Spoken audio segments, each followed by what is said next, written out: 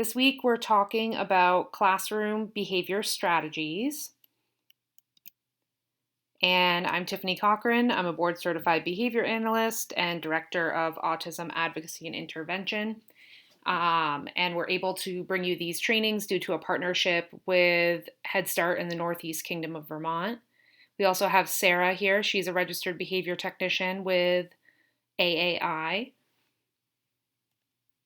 And I want to encourage people to jump in if you have thoughts on this. I think this is a really good topic for teachers and teaching assistants and center directors, whoever might be on with us, to jump in if you've used similar strategies in the past or different types of strategies. And please ask questions if you have any questions.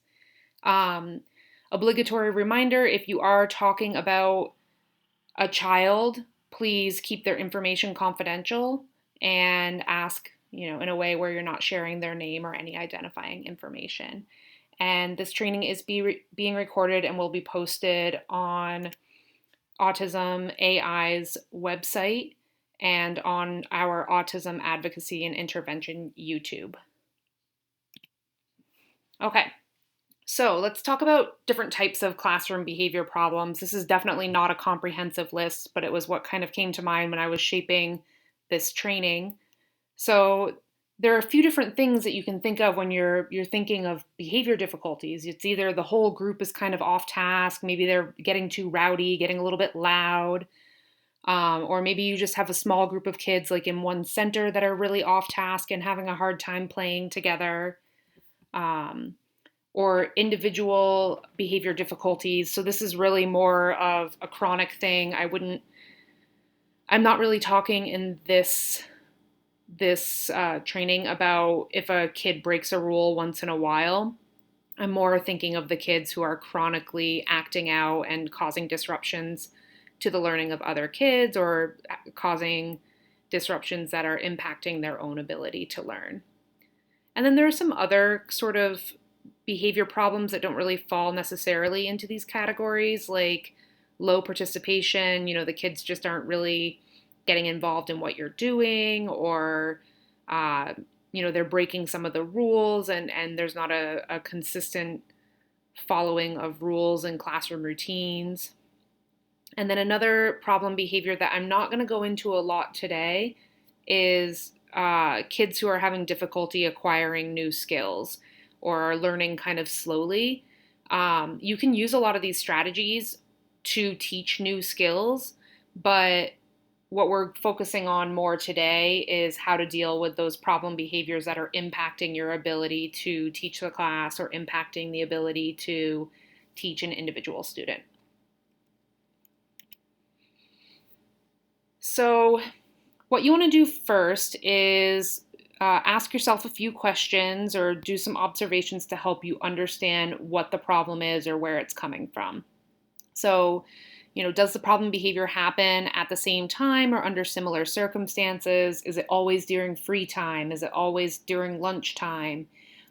Is it whenever you're trying to get the child to use the bathroom or come inside from recess? And really kind of look at that over the course of a couple days and see if there are some patterns that emerge, because that'll help you decide what kind of interventions to put in place.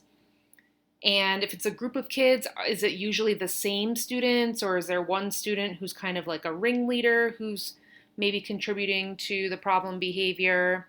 That'll help you determine whether or not your intervention is targeted towards specific kids or the whole classroom.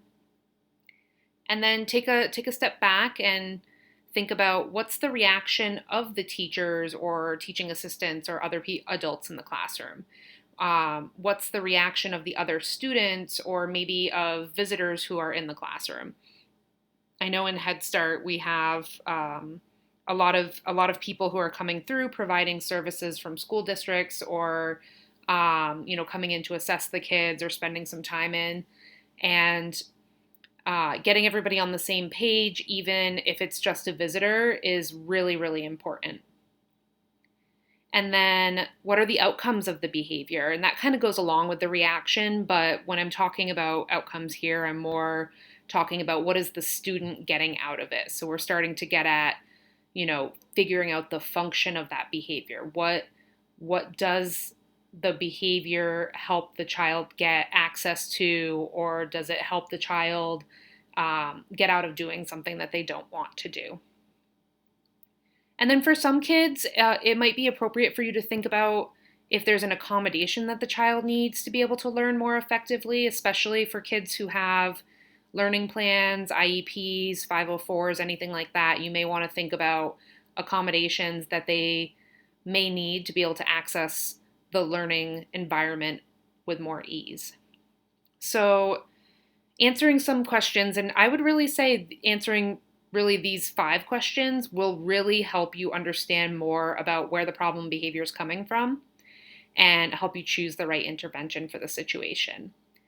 Another strategy you can use is take some data on it. I know that can be really, really hard when you're in a classroom with 15 to 20 kids, but maybe planning ahead with a center director or with somebody else who works in your classroom or your building to have an extra hand in the classroom for even 20 minutes or an hour, where you can take some data around when you think the problem behavior is likely to occur.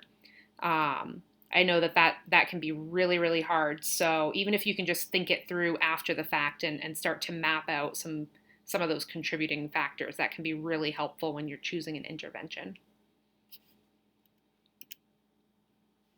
And then the next thing you want to do is make some adjustments. So based on your new understanding of the situation and of the environment that contributes to the situation, you would want to then make some changes to the environment to decrease the likelihood that the behavior will occur in the future.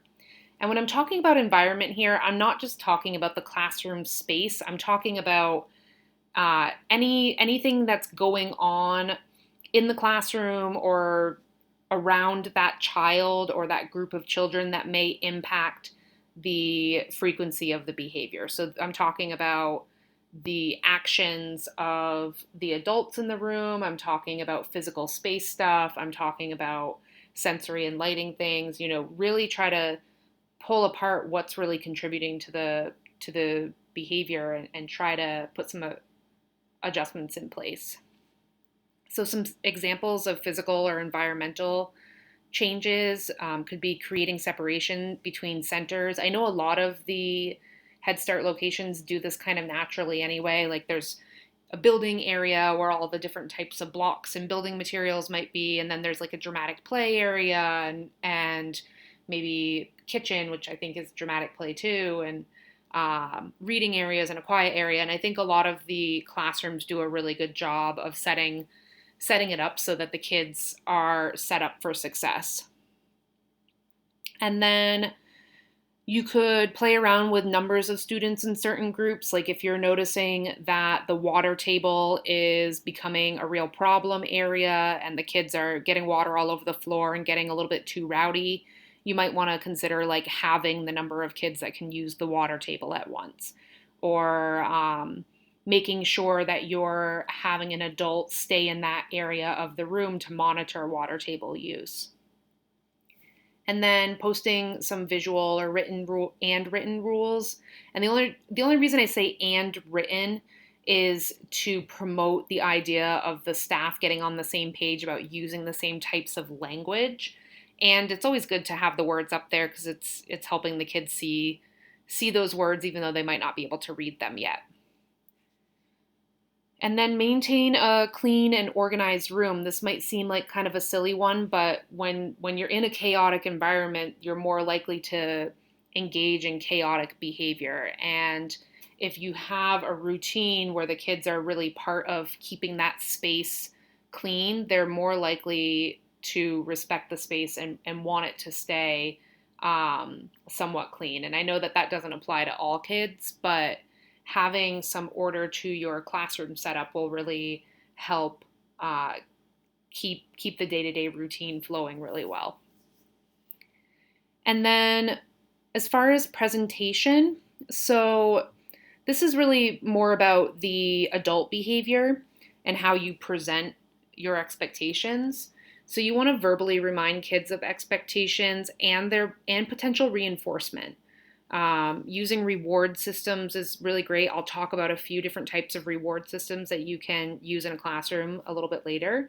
And another really great strategy is assigning buddies, the kids' buddies. So, you have kid number one and kid number two who work and play well together, but sometimes they get a little bit rowdy. If you assign them as buddies, then they can start learning to be responsible for reminding each other, and that takes some pressure off the kids. So if one kid starts to escalate a little bit, their buddy might be able to say to them like, "Oh, hey, we're getting too loud," and that's something you really have to teach that skill, where you're really coaching them like, "Hey, buddies, check in with your buddy and let them know how they're doing. Are they following the rules, or do they need to quiet down their voices?" And you can use that as a whole classroom strategy.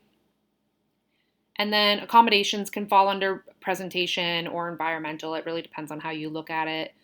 Um, and the next thing is sensory, and this is also kind of environmental.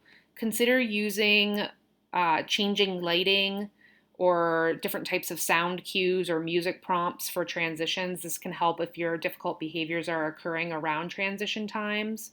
I know of the some of the classrooms I've visited already use this a little bit, where when it's free time and it's okay to be a little bit more loud and a little more rambunctious, they might have some like fun, louder music playing, um, or maybe not music, but they might have just like allow that level of noise. But then there's like a bell that a kid can ring to remind kids to calm down and we're getting ready to clean up. So using stuff like lighting and sound really is helpful. Even just dimming the lights if you're hoping to have kids use quieter voices, it's something that they will pick up on really quickly, and you'll be able to start doing that without having to give them a verbal prompt. You just dim the lights and they'll, kind of realize in that moment that we have to be a little bit quieter. And then just remember that whenever possible, use clear language to tell the students what you expect them to do instead of what you want them to stop doing. So this kind of ties into what we were talking about last week with the alpha commands. You really should, whenever possible, try to phrase your expectations in a way where the behavior is being explained in the expectation, and you're not asking them for the absence of behavior, you're asking them to actually do something. So instead of telling them they need to stop yelling, you want to tell them, use your quiet voice. You're asking for the same thing, but you're really giving them a clear direction to follow when asking them in a more positive way. So here are some examples that I found. I just did kind of a Google search for different types of examples of things you can use in your classroom to support good behavior management. This chart with the thumbs up, thumbs down on it, the thumbs up it's visual reminders of, these are okay behaviors, these are good behaviors that we want to see. You can see that there are a lot of them there. I think for the age group that you guys are working with, that might be a little bit too many. You would want to maybe just put up the rules that you're really hoping to enforce on any given day or for any given activity. And then on the thumbs down side, it has some examples of kids who are not following good directions. And I'm pretty sure that you can actually find that whole package of behaviors on Teachers Pay Teachers. Don't quote me on that though, because I definitely just did a Google search, but I want to say it was linked to Teachers Pay Teachers. And then on the right, the bin with the bottle in it, this is kind of a calm down bin. You can do these for kids individually or have a few of them located around the classroom. And I would strongly suggest, if possible, having kids rotate, when you're assigning different kids to centers, maybe you have a couple kids start in like a calm down center where they can practice using those skills. Because it's hard to expect a child to use a skill when they're upset or they're overly energetic when they haven't practiced it when they're calm. So, uh, calm down skills are skills. They're something that need to be practiced as well. I think I've seen, I want to say it was maybe in North Troy, they integrate like breathing skills into the morning meeting, which I thought was really cool. Um, and I've seen a few of the other locations that are using strategies like this or have different types of materials that are posted maybe in their like quiet corner or whatever it is that you guys call it in whatever setting you're in. And then this thing in the front, I've actually used one of these before. It's a self-regulation check-in chart. It's I feel I can. So I think this is really good language to use with kids because it's pretty clear. So it's like I feel sad, so I can talk to somebody. I can uh, take deep breaths, exercise, whatever it is.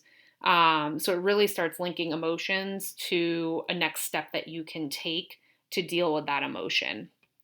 This is something that I would say kids will need a little bit of support on if they're not yet identifying their emotions accurately. So it might be a teacher or an adult in the room identifying for them, it looks like you're feeling kind of upset.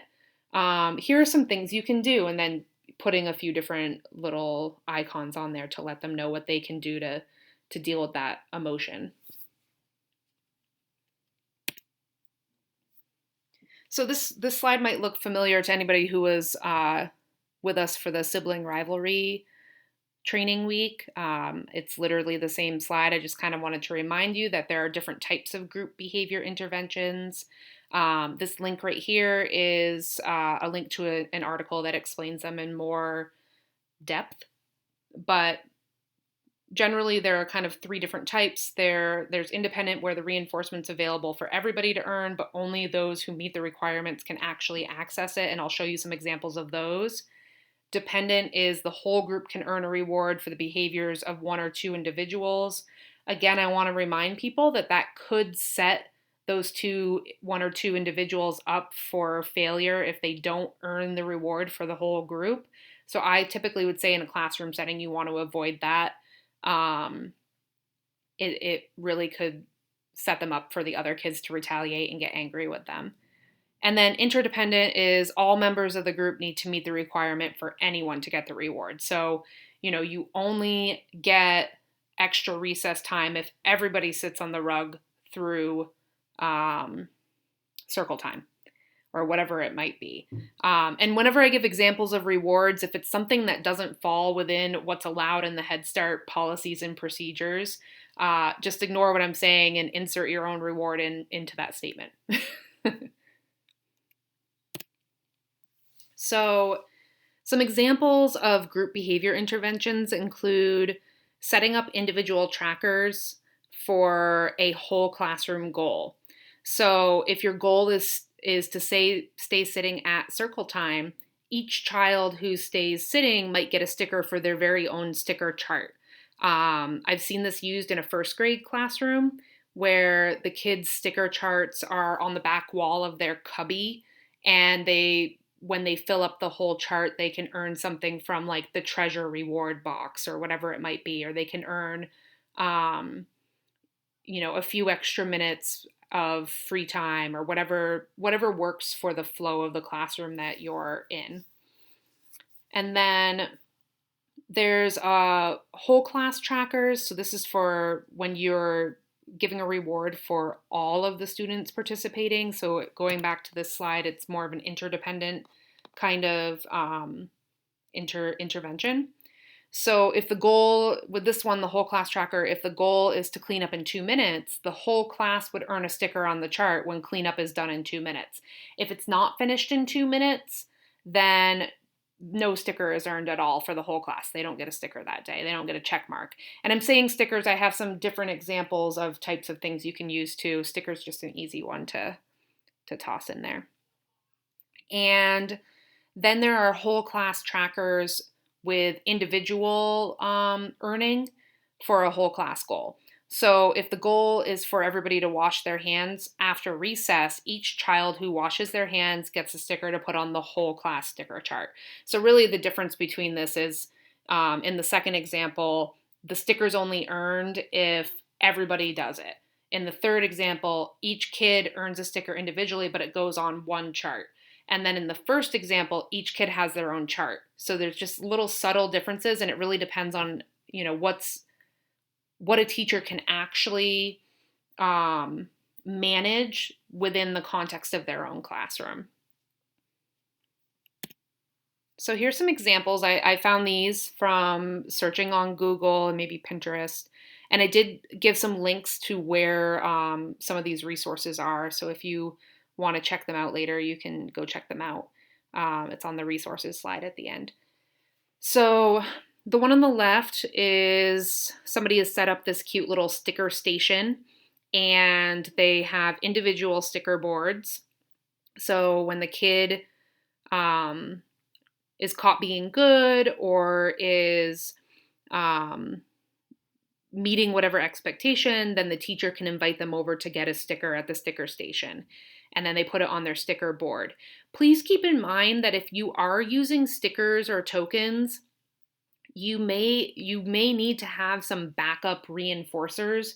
And what I really mean by this is once they fill that chart up, what are they going to get for that? And I do have some examples of that later on in the training as well. But some kids will be reinforced just by getting the sticker and being able to show mom and dad later on, look at how many stickers I got today. That's not going to work for all kids. Some kids are really going to need that backup reinforcement to trade that sticker chart in for something that they've earned. And the second and third example here, I really like these ones. I think that it's a really nice way to check in with the kids and, let them know how they're doing. So each of the little clothespins has a child's name on it. And, a couple times throughout the day, you would maybe at circle times, you would kind of check in and have already moved the clothespins to the different spots. And you could do this with like pictures of the kids too, if that's easier, if they can't identify their own name. Or if you see the little one next to it, this is like a huge clothespin that goes over whichever level they're at for the whole class, which I actually like that strategy more because it doesn't call out the individual kids as much. So being able to say like, I'm looking around and it looks like everybody's ready to learn. Let's put our clothespin on the ready to learn spot. But then if it starts getting too loud, you could move it and then provide a reminder to look up at the ready to learn chart or whatever you would want to call that.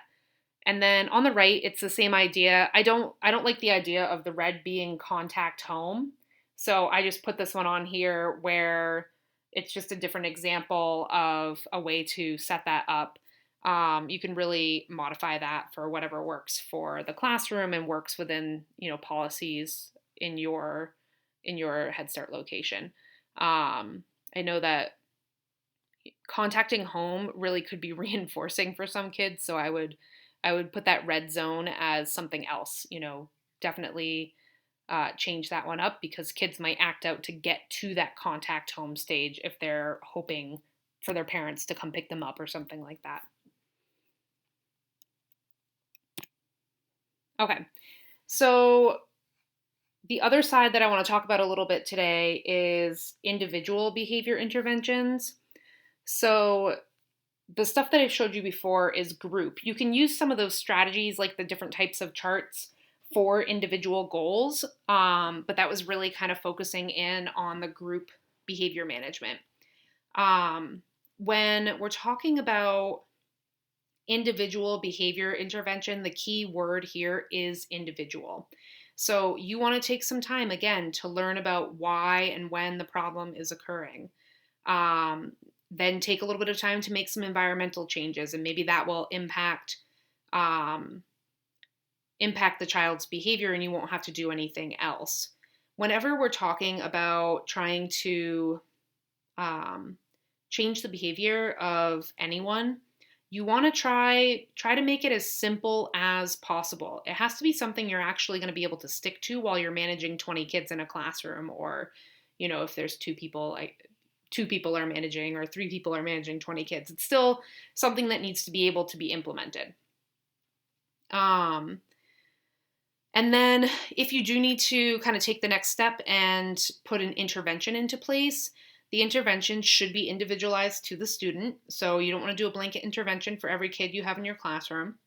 And they should be function based, so based on the function of the student's behavior. So if the student typically is engaging in problem behavior to get adult attention, then you should factor attention into the intervention. Whether or not that means that you remove attention contingent on certain behaviors, or if it means that you're providing additional attention and support at times where the child is on track. You should always try to make your interventions function based. Some kids have the same behaviors across a variety of different types of functions, but if you can kind of hone in on what the primary function of it is, what they're really trying to get out of it, that will help you so much in making some changes to their behavior. And then I recommend actively teaching rules and actively teaching alternate or incompatible behaviors. So just because you have verbally told a child what the rule is does not confirm that the child understands what you have said. So when I'm talking about actively teaching the rules, take a little bit of time to check in with the child and say, hey, I noticed you're doing a really good job following the use quiet voice rule. This is your quiet voice. I really like it. So you're finding an opportunity for attention. You're finding an opportunity for reinforcement, but you're also tying it back to that rule that you've posted up on the wall or that you've reminded them of verbally. And that's a really good way to actively teach those types of things. And a lot of kids will get those subtle differences, but when you're working with any kids who might have language delay or might have a processing disorder, those kids are probably going to need a little bit more of an active approach in teaching rules. It takes them a few more contacts with the consequences to really understand what a rule is and why you should follow a rule. And then reinforce following the rules. And I kind of already said this, but reinforce following the rules and reinforce them engaging in alternate behaviors. Take some opportunities to provide reinforcement if the child is just kind of having a good day. Really, recognize when they're doing well whenever you possibly can. And then when you're addressing an individual's behavior in a whole class setting and you're not like their one-to-one, so everything I'm talking about right now is assuming that there's no one-to-one assigned to this child, they're just part of the class. You still want to try to avoid singling out the individual child. It can be hard, especially if the child's being extremely disruptive, but it's best to kind of take kids aside and manage the behavior more privately than calling them out in front of everyone else. Now, I'm not saying like if you have a kid who's rolling around on the carpet and you know that you just need to say like, hey, Billy, can you sit up, please? That's totally fine. But what I'm talking about more is like trying not to address dangerous or unsafe behaviors in a really extreme way in front of the other kids. If a child's being dangerous or unsafe, that's probably a situation where you really want to create some separation and address the behaviors more individually instead of in the whole group setting. And again, it's not always possible. I know that sometimes there are 2 people in the classroom and there are 2 kids who are having a hard time and there are 15 other kids who are doing okay and they're staying on track, and you do what you can do. But whenever it is possible, you should try to do those things. Try to address those behaviors in a more individualized way. And then if you have a child who's constantly getting into trouble and constantly requiring your attention, you're going to want to create some opportunities for that child to be successful. So that might mean checking in with them a couple times a day and just saying like, hey, you know what, I noticed that you're doing a really good job playing with this other friend, so I want you to go play with them again. And, come tell me what you're doing in a few minutes. And see if the kid can do that. I mean, that might be hard for some of the younger kids, but creating opportunities for them to be successful by pairing them with kids that they play well with, by having them maybe sit closer to the teacher, or changing where their circle spot is, set them up to be successful. If you know that they're a kid who really, really struggles to wait for their turn to do something, then give them a heads up of when they're going to go. Like, oh, okay, first, this kid's going to go, and then that one, and then it's your turn. So you're number 3 on this, on my list right now. Let them know when they're going to go. You should still make them wait. That's a skill kids need to learn. But really just take the time to address those anxieties and concerns that the kids may have that contribute to their problem behaviors. And then for some kids, you may need to create a schedule of reinforcement or of praise or check-ins. I have used, I don't know if any of you have ever used this, but I've used a motivator so many times, especially when I'm working in a group setting. And a motivator, I'm going to show you a picture of it in a minute. This is actually a device. It's a vibrating timer that you can set at specific time intervals, or you can set to go off randomly.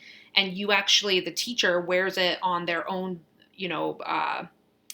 in their pocket or on their belt loop or something like that. And when it vibrates, it's a reminder to the teacher to pop their head up and look at the kids they're supposed to look at and give them feedback and reinforcement and praise. So you don't have to constantly be thinking of it.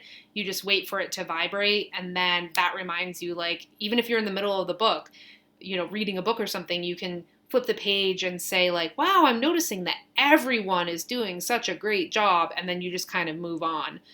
So it reminds you to throw that reinforcement out into the world for whatever the child might be doing that you're trying to address. And I said this before, but designating a break area or a calm down area is really important in a classroom. It's really important for kids to be able to access a place where other people aren't going to interact with them as much.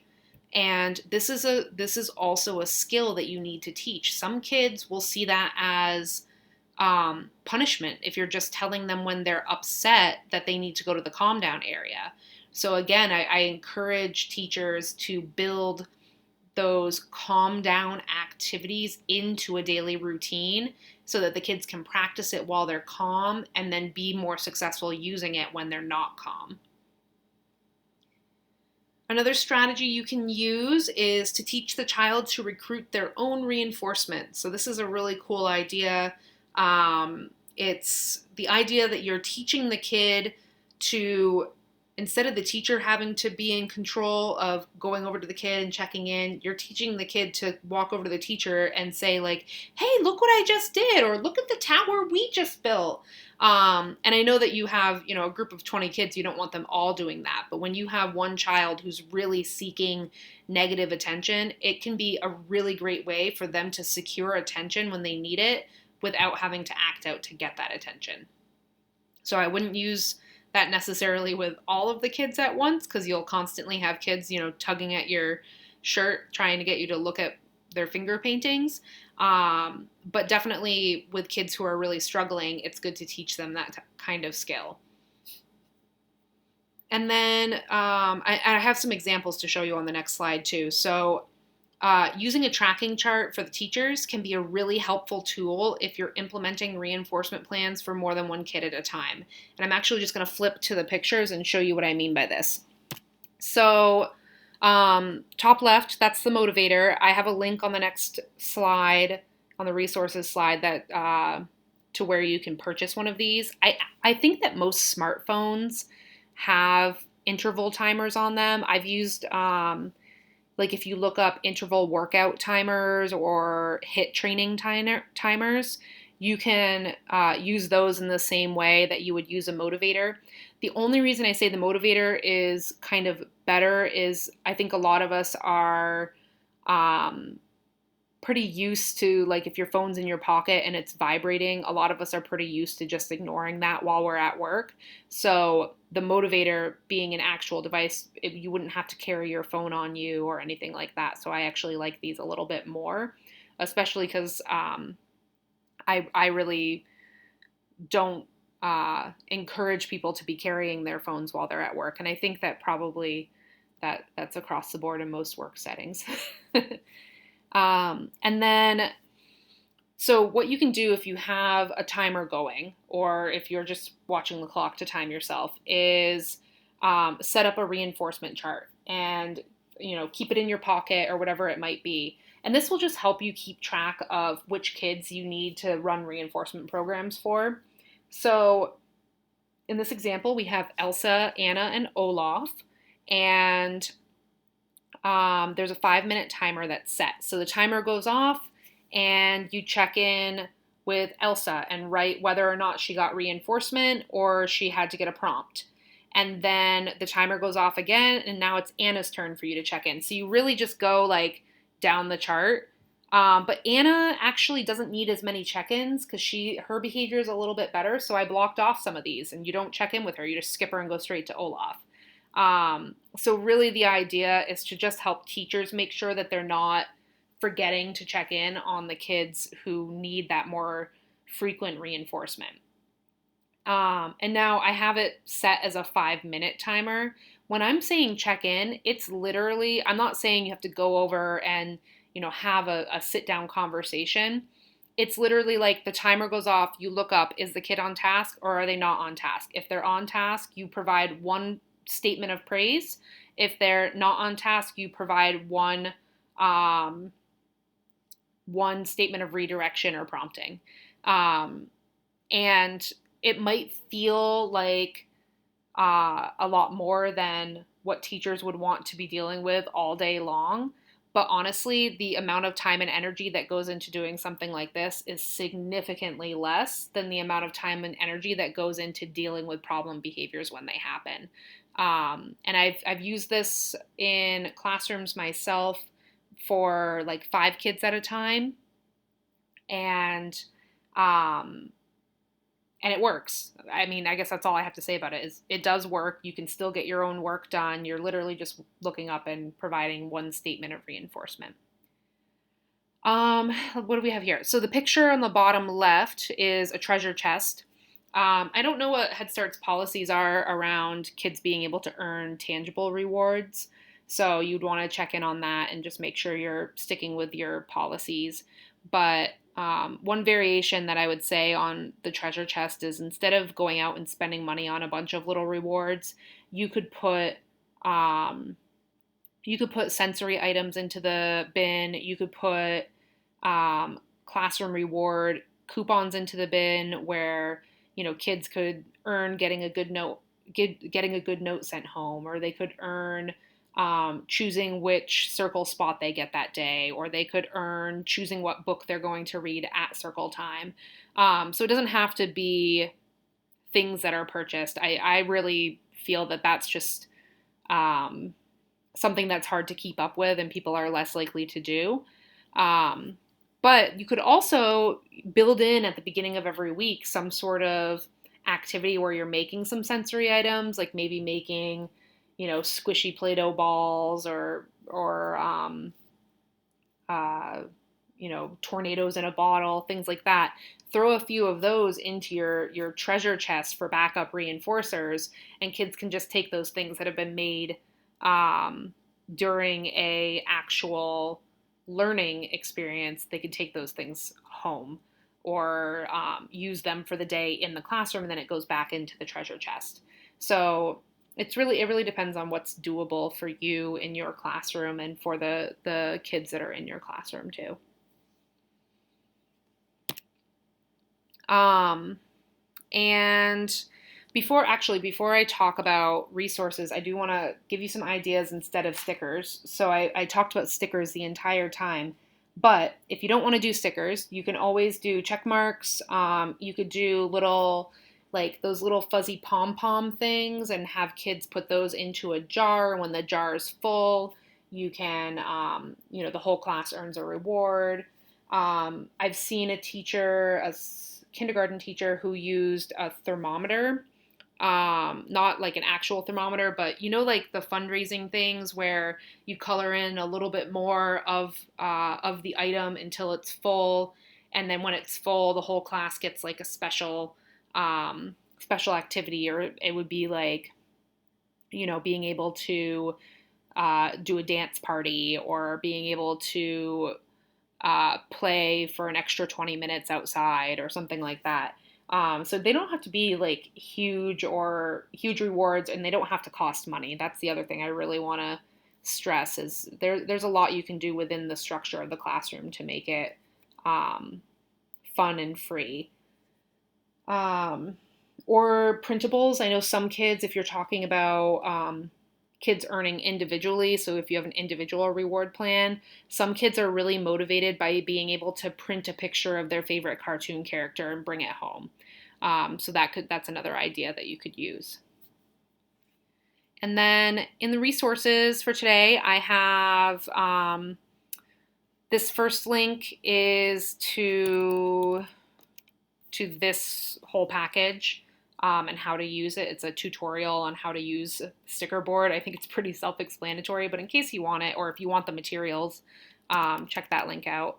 The second one is a link to like 23 classroom management ideas. So that one's a really cool link. And I actually checked out the Play-Doh to Plato website a little bit as I was making this training, and there were a lot of cool resources on that website. So I would suggest checking that one out anyway. And then the third link is to the motivator. So if you're interested in trying a motivator for yourself, that's where you can purchase one of those. They are kind of expensive, so I would actually look at, what can you do before having to buy one of those. I want to say the motivator is like $30 or $40, and I'm like, it's just a timer. I don't really understand why it's that expensive, but it is. And as always, Pinterest, Google, search engines for finding resources and supplies, any sorts of charts you might want to use. I definitely recommend just kind of searching for those things. And that brings us to the end. So just a reminder, we do post the training on Autism AI's website and on the Autism Advocacy and Intervention YouTube. We are currently a week behind in posting training, so the one from last week should be up this week, and then hopefully this one will be up this week as well, or if not this week, sometime next week. And the Autism Advocacy and Intervention Clinic is reopening on June 1st. We're still accepting referrals. And I will continue to work with kids from the Head Start settings throughout the summer. So please reach out if you have any concerned parents or anybody who needs a little bit of parent training or direct service for their kids. And if you have any questions or comments, you can email me. Does anyone have any questions or comments that they'd like to add right now, though?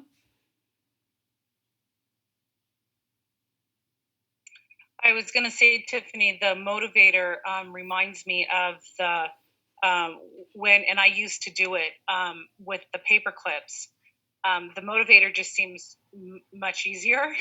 So, you take the paper clip and you move one from one pocket on your left side or whatever to the other side to make sure that you get 5 comments in, positive comments. Yeah, I've heard of that. I don't know if you've ever heard that strategy. I think it's kind of an old school strategy, but I like the motivator in that it, like if you're at circle or you're outside and it just kind of, just that stop and say, hey, everybody, I like that as a group, individually. It's a good idea. Yeah, I've used the motivator probably. I've been using it off and on for like the past 10 years. Like I ended up just at one point purchasing one for myself because I was working this was years ago, I was working as a child's one-to-one, and they had a really frequent reinforcement plan, and I was finding it hard to keep up with it. And I felt like I was constantly watching the clock. So having the motivator just vibrate in your pocket, literally it vibrates. You look up, are they on task? Here's your reinforcement. Are they not on task? Here's your redirection or following a behavior plan if the child has a Right. behavior plan. It simplifies everything so much. You don't really have to think about it. Yeah, no, I like that. Maybe there's money in Head Start funds, Jen. Jen, I only gave one recommendation that costs money, just so you know. Yeah, no, I like it. It's not a bad idea. Yeah, I think that they're fun, but like I said, there are other ways to kind of set that up for yourself. Doing a behavior tracking chart like this one, um, this is really easy too. And the only reason I recommend doing something like this is if you have more than one child who you're trying to provide direct reinforcement for. That just reminds you to rotate through them and not only look at what Elsa's doing or not only look at what Olaf's doing. You want to rotate through the kids and make sure everybody kind of gets that check in. And you don't need a timer for that. That's something where, you can just be conscious of it and, maybe even just post it up. You could post in just like one column and have it dry erase and have the names next to it. You check it off and then, once you've gone through all three, you erase it again and check them off again. It helps keep the teachers checking in with the kids and make sure that it doesn't sort of drop off. I know, especially during times where the kids are doing well, it's really easy to just let them do well.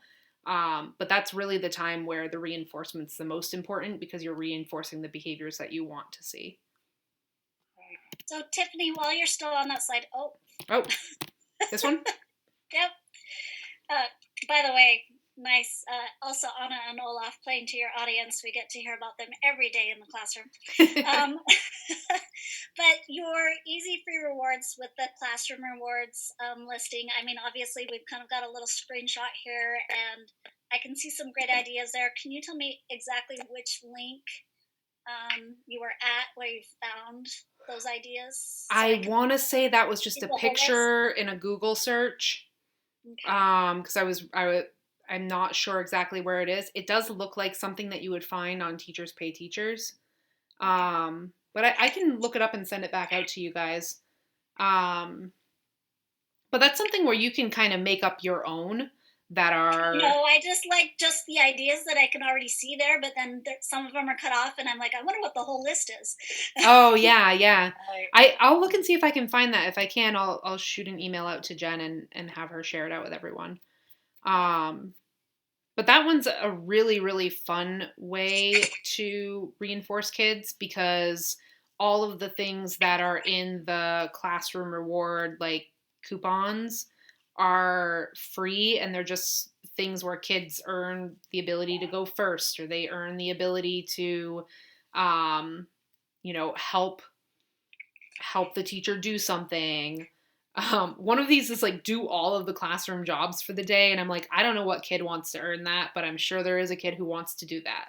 So, right, I'm sure. Exactly. I could think of a couple. Yeah.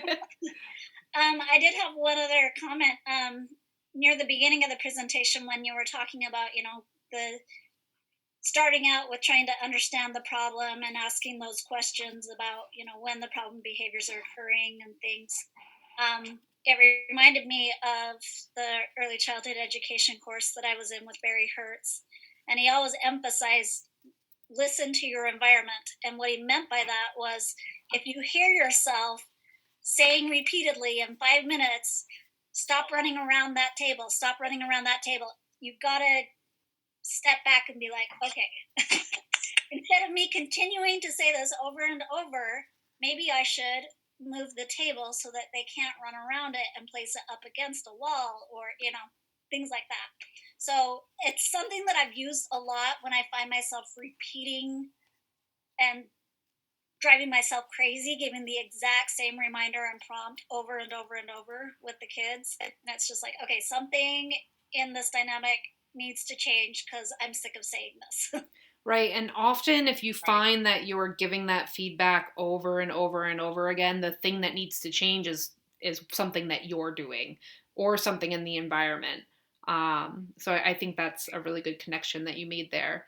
Um, and I hope that it was, clear to everybody who's listening. Making these environmental changes, it could really save you time and energy. Like, yeah, you have to throw a little bit of energy into making the initial change and changing the way that you might do something. But the amount of energy that you spend day to day correcting problem behavior is is huge in comparison to the amount of energy that it would take to make a few small changes, so that those problem behaviors don't occur or are less likely to occur. I won't say don't. Did anyone else have anything they'd like to add today? I think the only other real thought that I was going to share is, my daughter, my oldest daughter, as I was going through her elementary school years, she's very, very one of those kids that was just very good with being able to stay in line and follow the rules. And the amount of stress and frustration she went through when she was feeling like there were group punishments where, she was getting lumped in with a consequence because the other kids weren't being able to behave themselves and meet the expectations. And so, something that I really appreciated that probably by third grade or something it took with her dealing with this constant frustration is that she had a particular teacher that had certain rewards for students to earn kind of a privilege or opportunity for their being able to stay on task and complete their work and meet the expectations consistently. And she started getting, she got to choose what she was going to do. And she started getting, extra time doing an art or craft, or getting to take a trip to the library. And, she was just kind of suddenly having these opportunities where she could choose what she wanted to be able to do out of a list of choices that she was offered, and brought home a like wooden guitar that she had like made at school because it was just one of the reward choices that she chose that week. But she did spend a lot of time in the library, getting to take extra trips and things like that. I mean, obviously, that's not necessarily something that we get to do in a preschool setting classroom versus, a K through 8 school. But the concepts there of the difference that it made for her in getting kind of that small reward for being able to meet the expectations instead of feeling like she's constantly getting held back by everybody else's challenges to meet those expectations.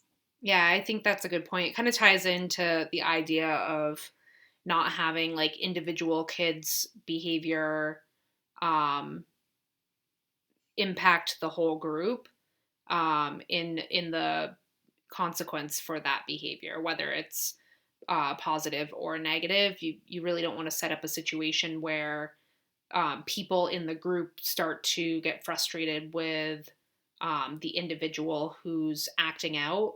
And I like the perspective of thinking about the child who is maybe losing an opportunity because of the behaviors of a couple of other kids. Like, um, that's a little bit more of a tricky situation. And whenever possible, if you have one or two individual kids who are acting out, try to, the other kids are already being impacted by that child's behavior. So try to minimize any additional consequence that the child might, the group might receive for the behaviors of one or two kids.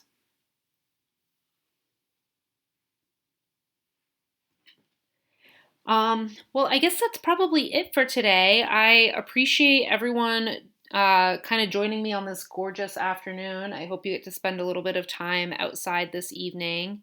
And I definitely encourage you to reach out if you're, um, struggling with any of the kids that you're working with or want me to check in on any of the families. And again, this was our last of these trainings. So I just want to say thanks to everybody for showing up or checking out the trainings after the fact on YouTube. I really appreciate everyone's participation in this, and I'm looking forward to seeing you all in the fall.